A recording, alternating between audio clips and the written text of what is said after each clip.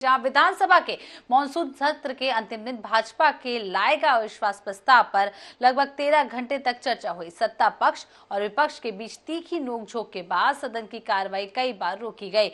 मुख्यमंत्री भूपेश बघेल के भाषण के दौरान विपक्षी विधायकों ने जमकर हंगामा किया और सदन से वॉकआउट भी कर दिया।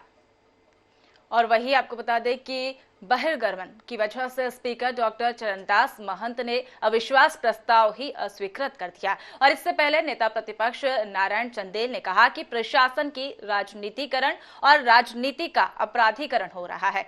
युवा कांग्रेस कार्यकर्ता किसान को धमकाता है।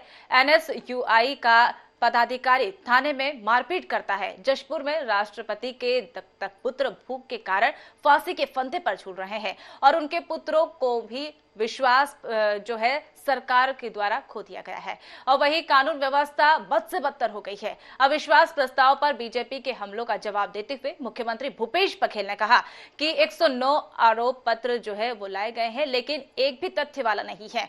और उनके द्वारा आगे कहा गया कि अविश्वास प्रस्ताव लाकर उन्होंने कुल्हाड़ी में पैर मारा है।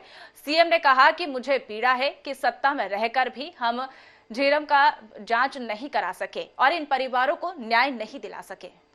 राज्य सरकार को जांच करने नहीं दे रहे हैं। सीएम ने यह भी कहा है कि केंद्र सरकार की कोयला से गैस निकालने की मंशा थी, हमने सफल नहीं होने दी। हमने वो इलाका एलिफेंट कॉरिडोर बना दिया, इनकी साजिश सफल नहीं हुई, इसलिए सारी एजेंसियां यहां आ रही हैं।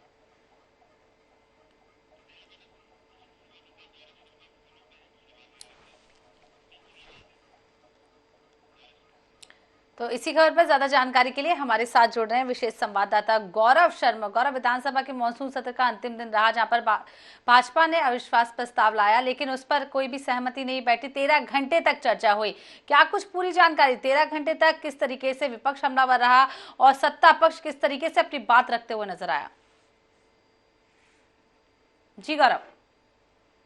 छत्तीसगढ़ विधानसभा के मानसून सत्र का ये काफी हंगामेदार रहा। विपक्ष के अविश्वास प्रस्ताव पर 13 घंटे तक चर्चा हुई। लगभग 109 बिंदुओं का अविश्वास प्रस्ताव विपक्ष ने पेश किया था। इस दौरान तल्खी के हालात बने। विदित मोहन अग्रवाल ने चर्चा की शुरुआत की और अंत में नेता प्रतिपक्ष और मुख्यमंत्री का भाषण हुआ। रात लगभग 2 बजे तक विधानसभा की कार्रवाई चलती रही। इस दौरान कई आरोप लगाए राज्य सरकार पर विपक्ष ने और सत्ता पक्ष ने।